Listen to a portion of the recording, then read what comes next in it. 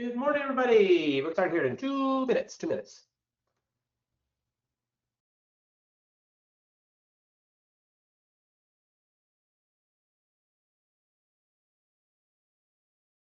Good morning, everybody. We'll start here in a little less than 2 minutes.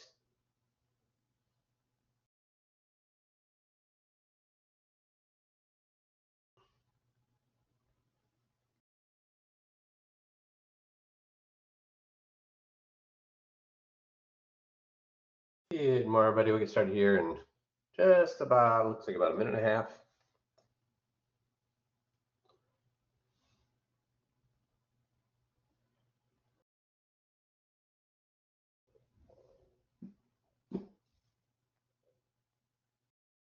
Good morning, everybody. We get started here in 1 minute.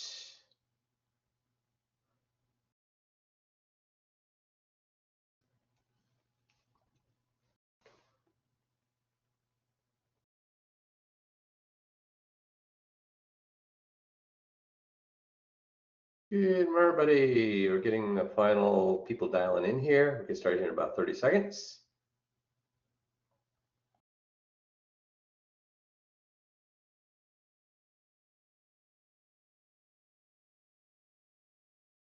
Start here in just a few seconds.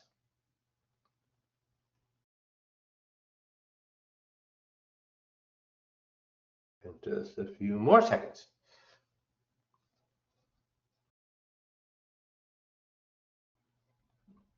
Okay, so today's call is about motive. How do we get the client to decide that their advisor had a motive for leaving out the things that they left out? So this is so important if you want to get a 94% closing ratio. Because if your guy makes some, if their advisor made a mistake, it's amazing how badly a mistake people will forgive. I mean, I spent the first 8 years in the business making 50 grand a year because I was pointing out all the mistakes their guy made and they were fine with that. Sure, they went back to their guy and said, hey, you better not do this again. And what he said, no, I'll never do it. Cross my heart, hope to die, stick a needle in my eye, I'll never do this again. It's amazing how large a mistake people will forgive. Now, why is that? What are the two reasons that people will forgive their guy and not want to move their money? I've covered this 100 times. What are the two reasons? What do people not like?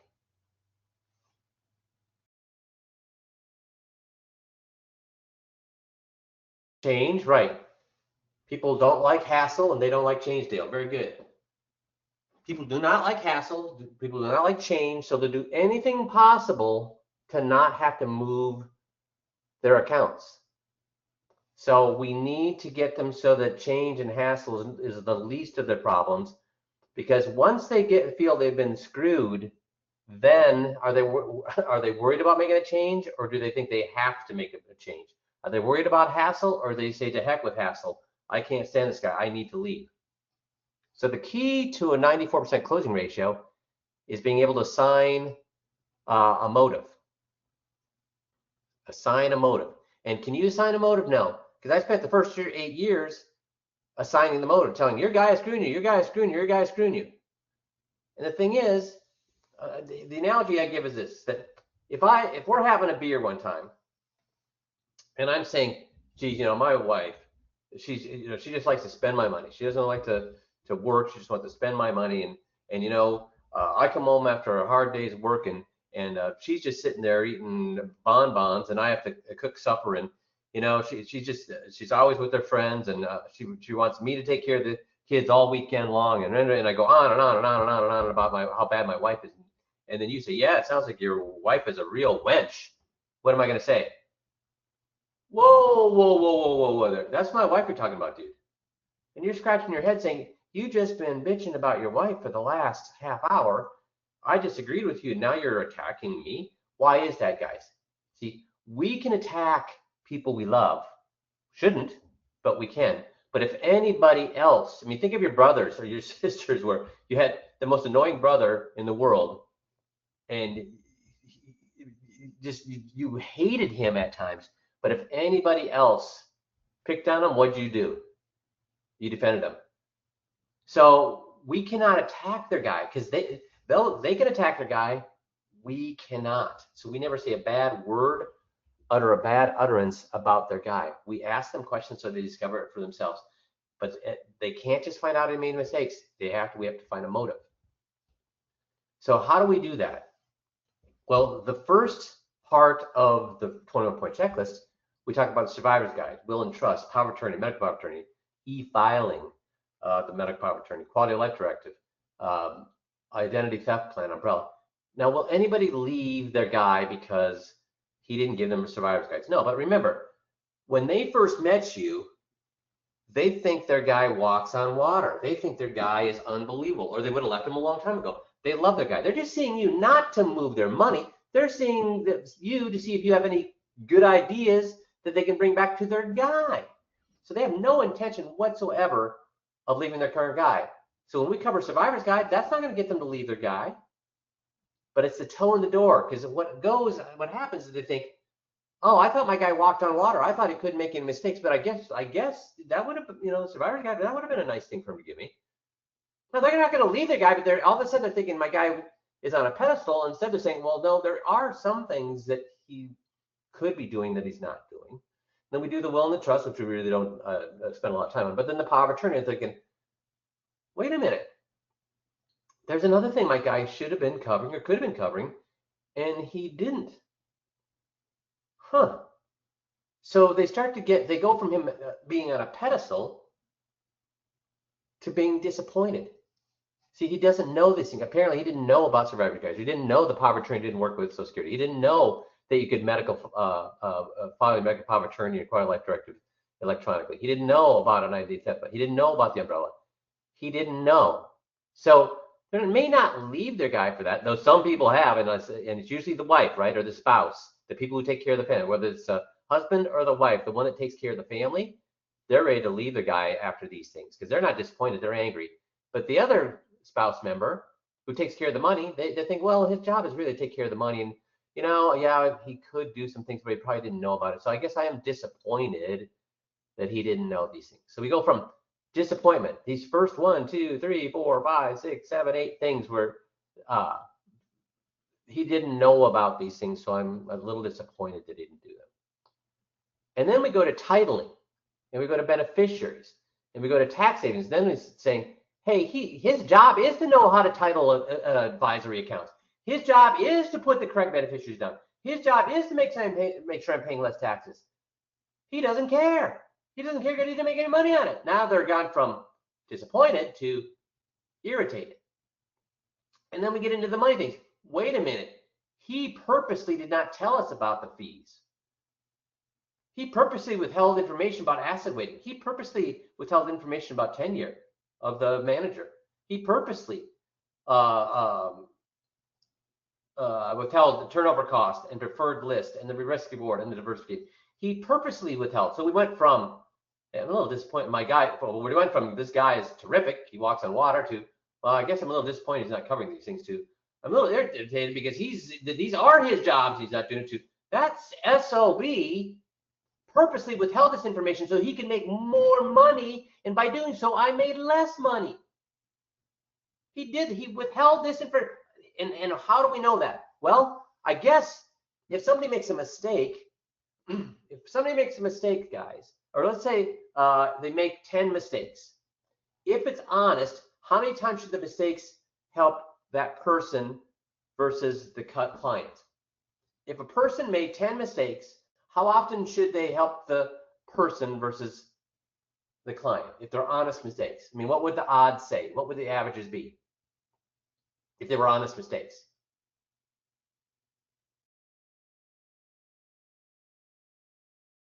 If they were honest mistakes, sometimes they would hurt the advisor, and sometimes they would hurt the client.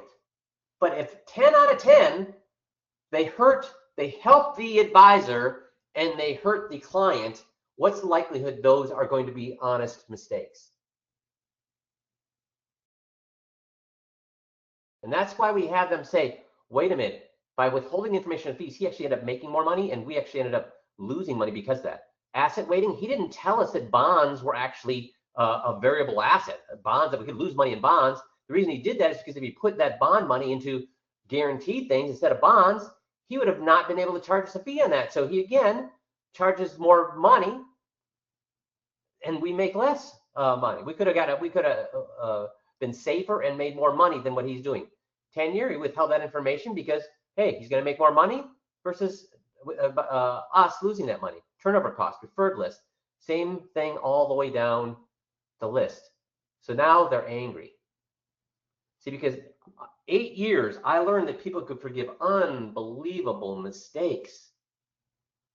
I had to go change from mistakes. Because guys, if you go back and say, listen, if you just tell them this information and you say, listen, you're paying too much in fees, and they go back to the guy and say, we're paying too much in fees, what's he going to do? What will their advisor do? To find a way to lower the fees.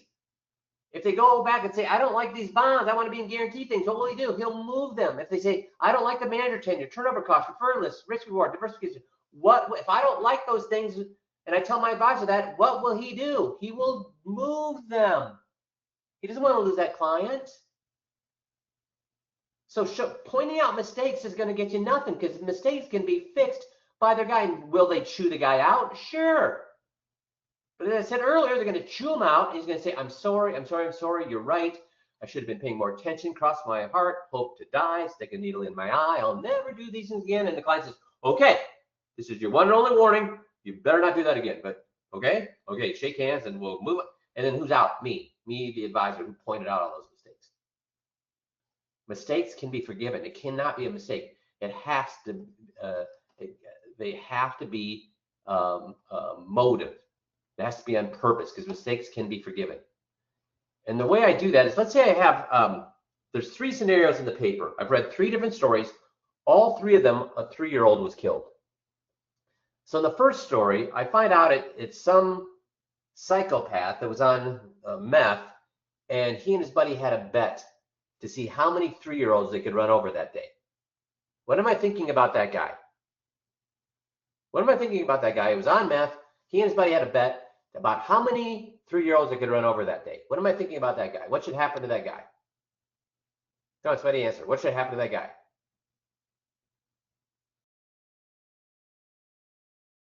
Yeah, Tom. He needs to be eliminated, right, from society. The worst, right, Andre? Okay. Now the second story is this. A guy came home and he was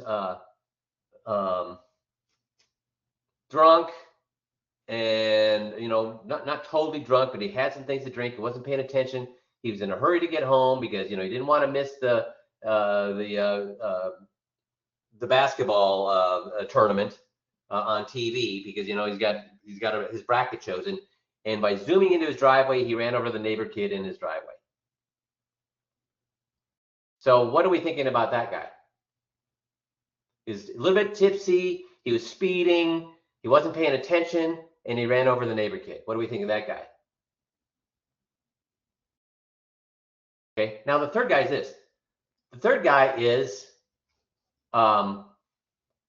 he's a local high school basketball coach.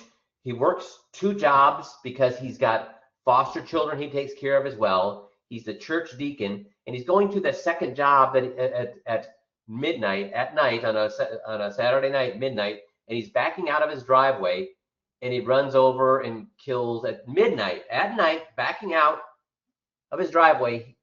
He runs over the neighbor kid, the 3-year-old neighbor kid, and kills it. Now, what do we think about that guy? Because he's responsible. He's actually does so many things for the society. It's midnight. He's backing out slowly, but it's midnight. It's dark. He doesn't see. And why should the neighbor's 3-year-old be out in his driveway at midnight? What do we think about that poor guy? Now we feel what? We feel bad for that guy. We feel bad for that guy. So we go all 3. Did the 3-year-old die in all 3 situations? Yes. But depending on that situation, depends on how we feel about that guy. So do you see why it has to be motive? It has to be motive. Because if it was a mistake, we can forgive him. If it was on purpose, then we hate him. That's why you need motive to get somebody to leave their current guy. Does that make sense? So we need means, opportunity, and motive on why these mistakes were made with the client. So when you do that, you're going to bat 1,000. See, 100%, 100% success against tremendous odds. On this mission, the astronaut realized with competition of the task he was doing, he was batting 1,000, a perfect score. I aced the test, I won the competition, became the champion. Yet, why would you get 1,000 batting score if they hate their advisor? You know, I had so many people that the 8 years when I was making $50,000 a year, where I point out all these things and they say, okay, here's the thing, I'll move forward after vacation. I'll move forward, and then what happens when they get back from vacation? You're ghosted.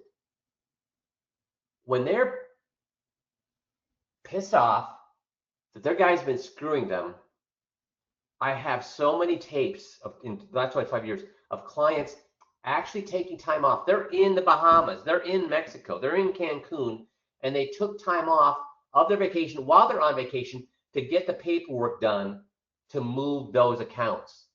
Why? Because if somebody's screwing you,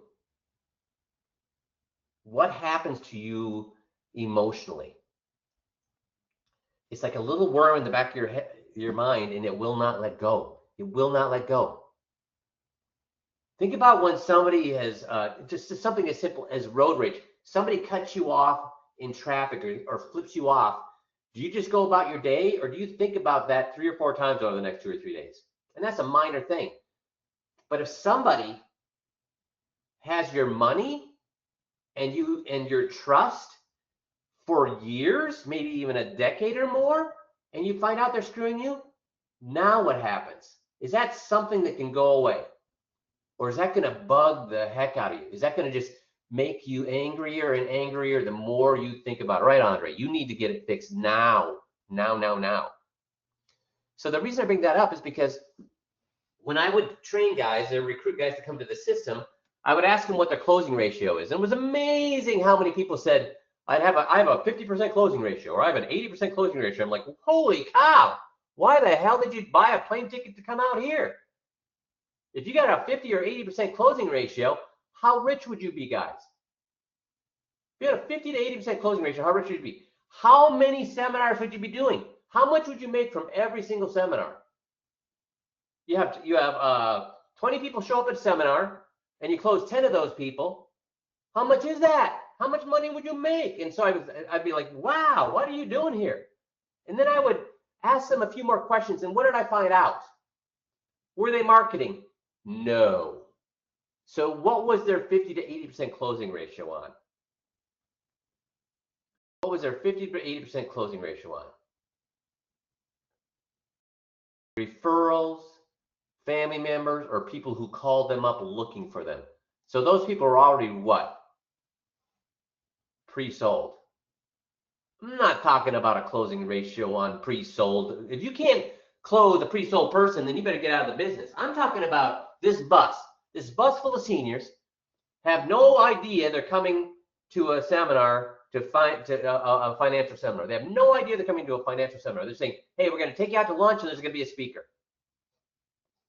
I'm talking about closing these people, closing half of these people, 60% of these people, 80% of these people. That's what I'm doing. People have no intention whatsoever of moving their money. And like I've told you over and over again, the 2 people that I had, clients that I had, the last 2 years I was in private practice, I had 2 people with their sons as their advisor, and they moved all their money to me away from their sons. I will put that up against anybody else in the industry. Why? Because of motive. And again, I had to modify it a bit to get them to allow them and their family to save face, but they still moved all of their money. If we end up at the end of the call and you still want me to go through on how I did that, I can tell you. But I want to make a point here. You should be able to close every single person in this bus with money, whether they love their advisor or hate the advisor. And I've told you this before too. If they say they love their advisor, am I sad or am I happy? I'm happy. Why? Because if they love their advisor, and they find out that guy's screwing them, they're even angrier. If they don't love their guy, they're like, I expected him to be screwing me. If they love their guy, they didn't expect it. It makes them even angrier. It makes it even easier to move the money when they love their guy because they get even angrier. So a bus pulls up, 100 seniors in there, 2 buses pull up, there are 100 seniors there. None of them have any intention whatsoever of moving their money. I'm talking about closing every person that has money with that people, not referrals. I'm talking about closing every person that has money. So if you have 10 people come in, 6 are gettable. 1 just by doing the 21-point checklist scripts. Or sorry, the 21-point checklist without the scripts. You just show them the 21 things, and they're like, wow, that's a good idea. Because they either don't have an advisor, they just moved, their advisor just retired for whatever reason, and you do the 21-point checklist and you don't do the scripts whatsoever, you just show them the 21 things. You're going to get 1 out of those 10 people. 2 you're going to get by having them decide that my advisor doesn't care about me. 2 more by saying the client did this on purpose.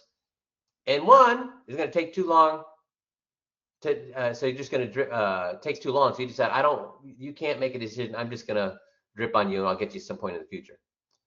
The other 4 out of 10 have no money. So you could have gotten 10 out of 10, but just 4 had no money. And what do we do with those 4 people who don't have any money? That's a good point. What do we do with those 4 people that have no money? We do the 21 light on them. We give them these things: survivor's guide, will and trust, power of attorney, medical power. We do that right there at the first meeting. Right there at the first meeting, because they have no money. I've determined that. So I'm going to fix as many problems as I can right then and there. Why do I do that? Well, first of all, I have as a financial advisor, I have a duty to help people if I can help them. So I'm going to help them. It wasn't that they didn't want to work with me. I'm saying I can't work with you because you do not have enough money. So I'm not going to penalize them because they don't have enough money by not helping them with these things. So I help them with these things. And then what do?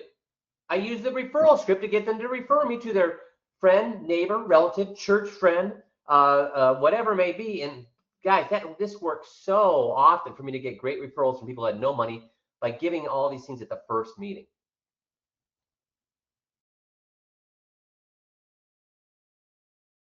So that's what I do with these 4 people that have no money, but I should be able to close of the rest, all but 1.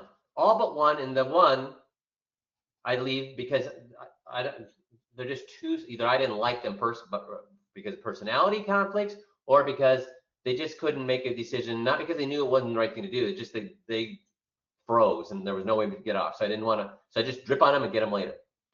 So 10 people, you're at the right place, 10% of people, you're at the right place. Out of that 10 people, 1 of them, you're at the right place at the right time. 1 of them, you're just like, they're never going to buy, they're never going to change. I do not have the patience to wait for that. But then you do the 200-point checklist, and you show you're different, you show you care, you get another 10%. You show that have them become convinced their advisor doesn't care, you get another 15%. Then you find out, then you get they did it on purpose, you get the other 20. So you're going to get 6 out of 10.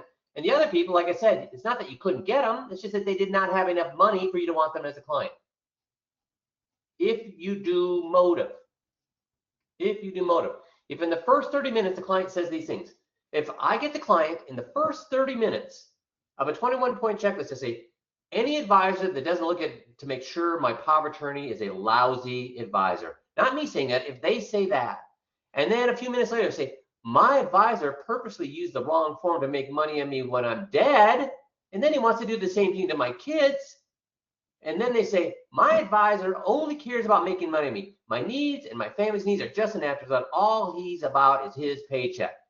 And another 18 unflattered things. If they say these things, even if they said just these 3 things, what will every single person that has money do? I need some answers here. If they said, if they said in their words, not me saying it, they said, any advisor that looks at a power of attorney is a lousy advisor. My advisor purposely used the wrong form to make money on me when I'm dead, then wants to do the same thing to my kids, and my advisor only cares about making money on me. My needs and my family's are just an afterthought. He's all about a paycheck. What would they do? And would they move part of their money, Mark, or would they move all of their money? They're going to give you $10,000 and see how you do with that $10,000 and then leave the rest of the money with the guy? No, that's right, Mark. They move all of it. They move all of it. And then I've got, remember, this is only 3. I got 18 other unflattering things they're going to say. Motive, motive, motive, motive, motive, motive. So what would you do if that was the case? And you don't tell them a thing. That's the trick. Because I tried that. I tried to tell them all those things. I tried to tell them, listen, your advisor is lousy. He's not showing you high power. I tried to say, your advisor purposely had you fill out the wrong form to make money on you when you're dead. And then he wanted to do the same thing. Your advisor only cares about making money on you. Your needs and your family are just natural. He's all about a paycheck. But when I was saying your advisor, you, did it work? It did not. The trick was getting the client to say those things. You don't tell them a thing.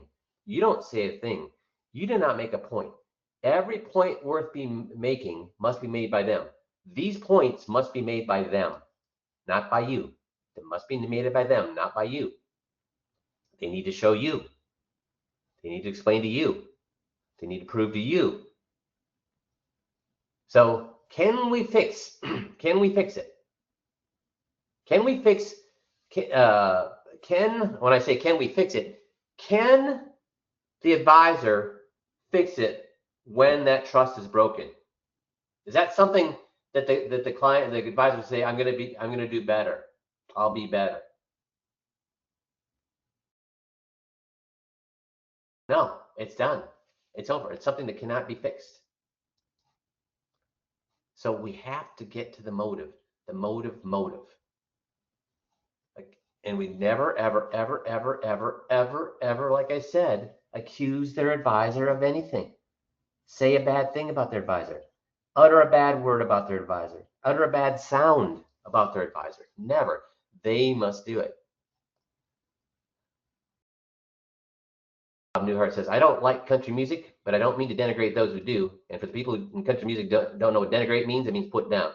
So we have been trained as salespeople when we first got into the business to, when we hear for an opening, we have to jump on that opening. So when we hear them go after their guy, we want to get on their side and go after the guy with them. We cannot do that. We must be patient and let the client build their own case against their guy. We cannot aid them in that except asking questions so they can work it through answer by answer that their guy is taking advantage of them. So they have to decide themselves. They need to decide. We cannot decide for them. And see, we have an advantage.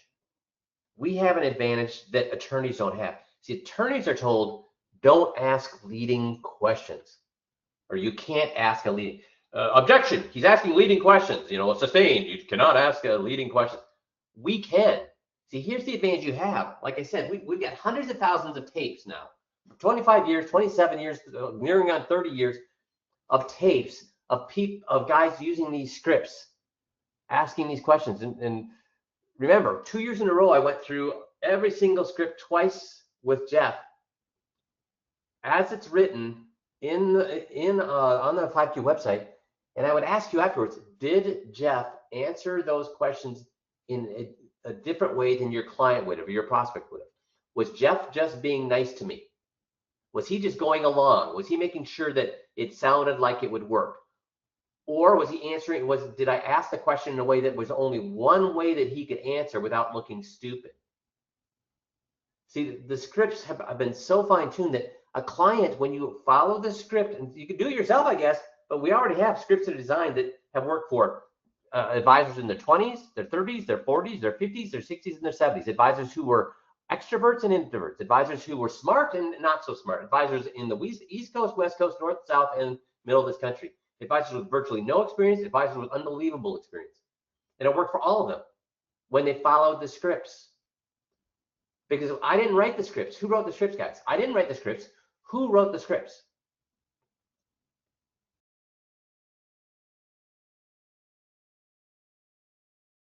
Who wrote the scripts?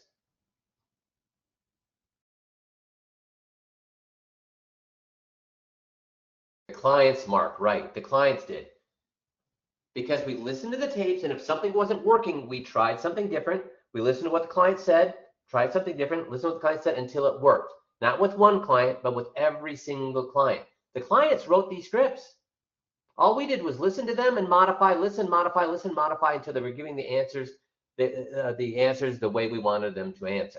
So you have the leading questions that will have clients say, it's amazing that when I'll talk to an advisor that's been with Assisted for 6 months or so, and he finally buys in and learns the scripts, and he'll call up and he's so excited, he goes, it's almost like the client, like I sent the client the script the night before, because they were answering exactly the way you had said they would answer, Mike. It was almost like they had the script. Yes, because the way the questions are asked are in a way that nobody in their right mind would answer any different. Think about this. Think about the cable story. So your daughter is moving into an apartment, and the apartment gives her 100 free channels of cable TV that cost her, and free. They're nothing, cost nothing. And then the cable company calls her the second week she's living there and says, we'd like to charge you $50 a month for 25 channels. What would you tell your daughter? Take the 100 for free or pay $50 for the 25? What would you tell your daughter? What percentage of people would say anything but take the free ones with 100? Then we have them look at their risk reward chart and say, so here's the free line. Here's the cable TV line. Look at where all your stocks are. Look at where all your funds are. They're below that. So you could have had this free line here at zero cost. Instead, you're being charged to have something that's inferior. So you told your daughter what? You told your daughter what? That she should take the 100 channels for free, so get a lot more for free, or she should get a lot less and pay more for that. Right now, what are you getting? Are you getting a lot more for free, a higher rate of return with less risk for free? Or are you getting a lot less return and higher risk for the fees that you're paying? We just said you're paying $7,800 a year. What are you getting, folks? Why do you think he did this? What client, when you ask the questions that way, are going to say anything but the way that we know they're going to answer? And then, but I'll have people say, but Mike, it's so hard to ask open questions. Well, first of all, it shouldn't be, because the script's right there. Learn the script. But second of all, I can tell you, I can fix, and see how many of you remember. I don't know how long it's been since I've asked this question. I can fix every single person to make sure that nothing comes out of your mouth except open-ended questions. I can fix that in one afternoon. How can I do that? You tell me right now, oh, Mike, it's just so hard. That's right, Nick. Nick remembers it. Yeah, it's just so hard to do that. Yep, there you go. Tom and Nick remember it.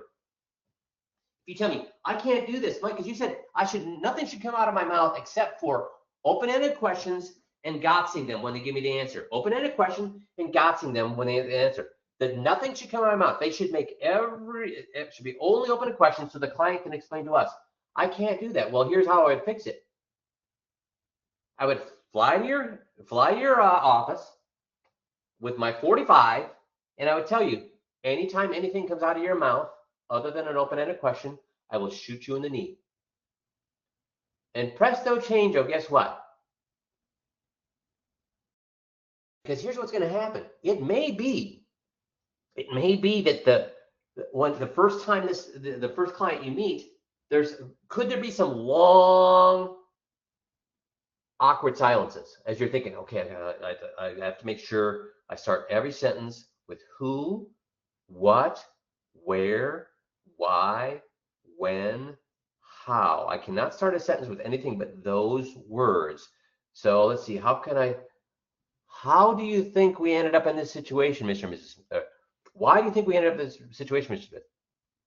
Where do you think that we got off track here, Mr. and Mrs. Smith? There may be some long, awkward silences as you're coming up with that open-ended question. May there be some stupid or awkward questions, like, like the where question that I gave you there. That wasn't like a great question. It was a little awkward. So could there be some long, awkward silences? Yes. Could there be some long, awkward questions? Yes. But what would happen to those awkward silences? What would happen to those awkward questions Not in 10 years, not in 10 weeks, not in 10 days, not in 10 hours, but within 10 minutes, what would start to happen to those awkward silences and those awkward questions? If you just made it a focus that I'm only going to ask open-ended questions, and when they give me the answer, I'm going to guide them. What would happen to those awkward silences and awkward questions? Within 10 minutes, I guarantee you, I've done this with guys on the phone.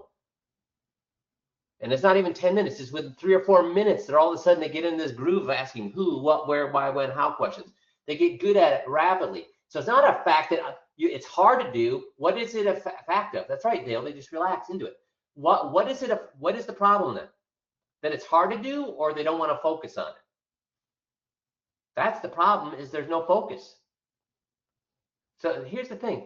If I could predict, well, I did. I predicted 27 years ago when I developed this script what people would say 27 years in the future. 27 years ago, I predicted what people would say 27 years in the future. The scripts work the exact same way and have every single year for the last 27 years.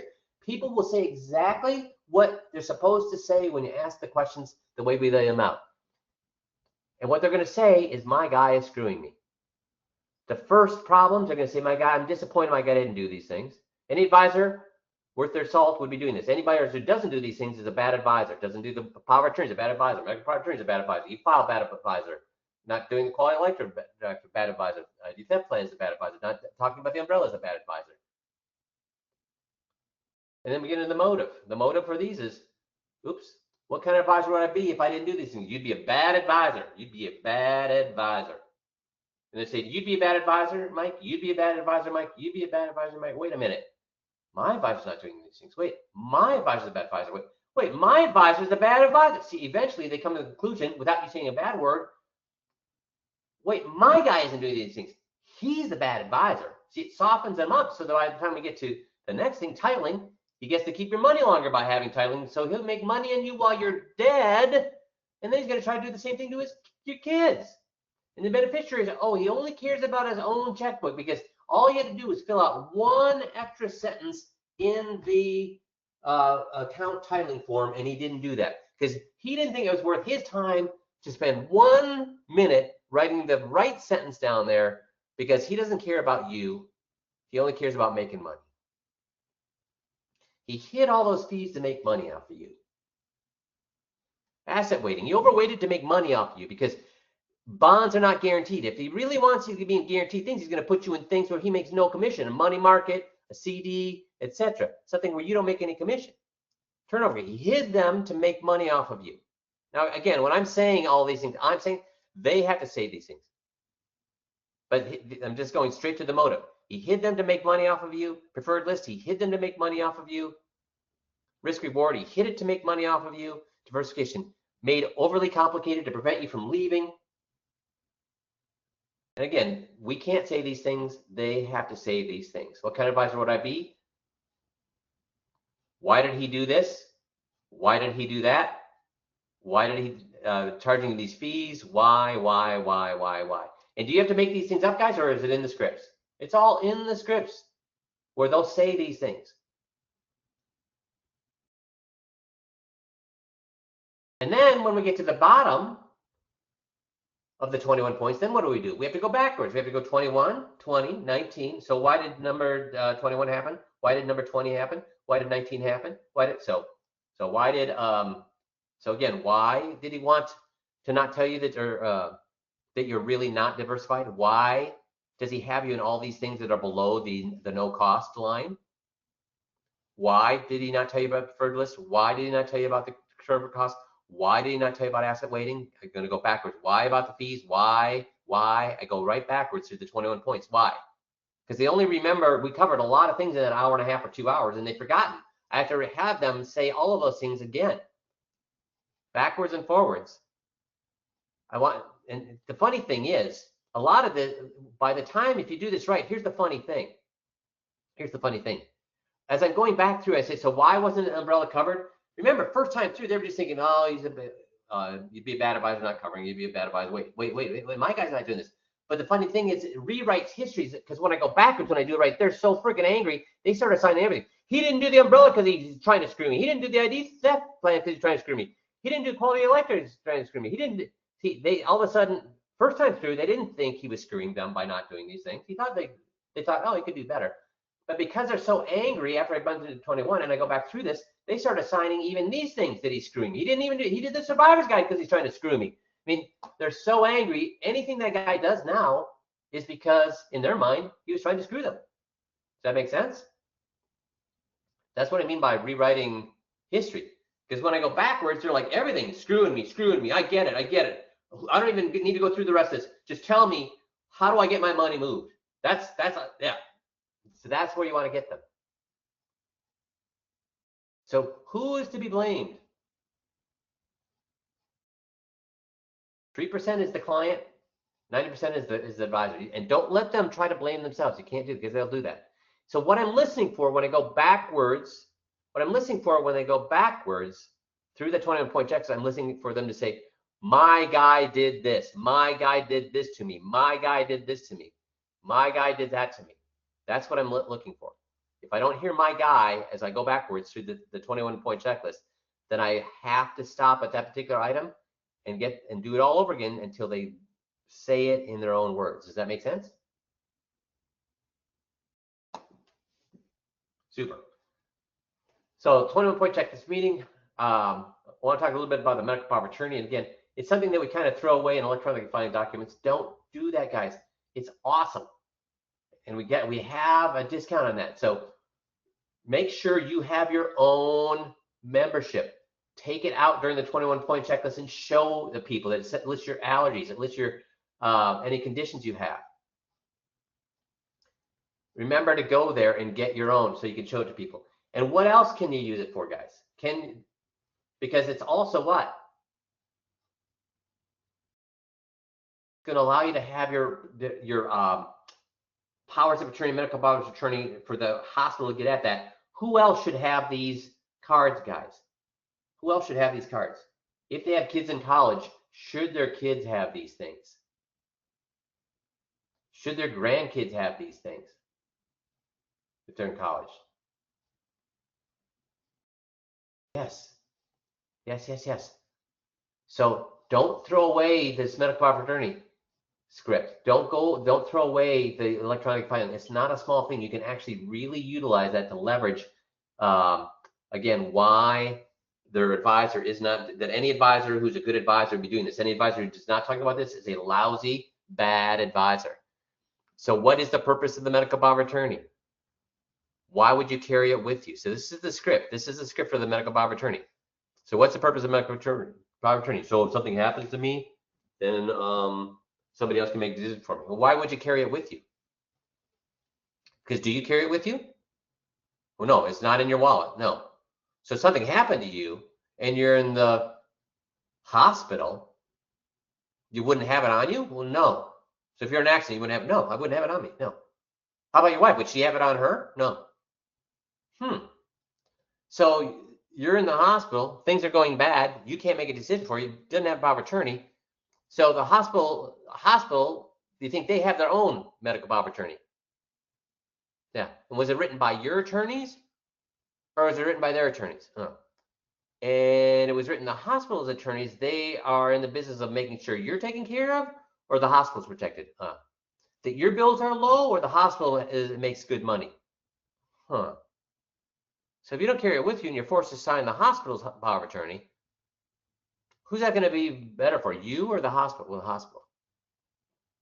So if there was a way to easily carry your electronically your medical power of attorney at all times, as well as all these other things, would it make sense to have that in your wallet or in your purse at all times, so that you always had your power of attorney, so they knew what allergies you had, any medical conditions you had, for your kids or your grandkids, to make sure that if anything happens, that the parents will be allowed to make those decisions.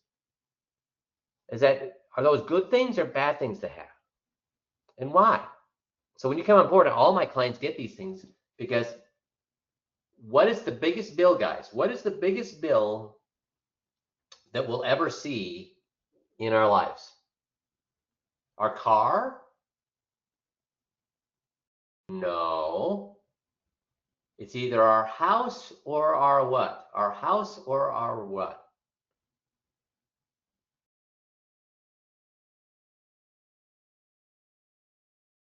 How much money does the average person spend in the last year of their life on healthcare? How much money does the average person in the United States spend on healthcare the last year of their life? A little or ungodly amounts? So if, as a financial advisor, if I'm not making sure that you have your power of attorney, that you're using your power of attorney instead of being forced to use the hospitals and the hospital attorney power of attorney, what kind of an advisor would I be? A good advisor or a bad advisor? Don't throw this script away just because you think it's not that, it doesn't talk about the quote unquote money. This is one more way for you to pound a stake or have a client pound a stake into their advisor's heart. And remember, the reason we're doing these non-financial things is because by the time we get to the real things, titling, beneficiaries, and all the money things, by the time we get there, first of all, the spouse that cares about the family, they've already convinced they need to move. The other spouse who was loyal to their current advisor is thinking, geez, he's really in hot water now. I don't know how I'm going to save him. So by the time we get to the actual money stuff, he's like, I'm out of here. I can't protect him anymore. We're leaving. So this is like the steak. This is like when you pound the steak or you tenderize the steak. By the time we get to the financial things, that other advisor is already cooked. But the meat is falling off the bone. By the time we get into these things, the meat falls off the bone so easily. Meat falls off. They're not going to defend their guy. I mean, it becomes so easy for them to decide that he did all these things to them, not by accident, but to them on purpose. Does that make sense? So don't skip the medical power of attorney script. Learn that as well. Awesome. Thanks for being on the call today. You guys have a terrific spring week, and the next call is next Monday, the 30th. Have a great day, guys. Appreciate you guys. Bye.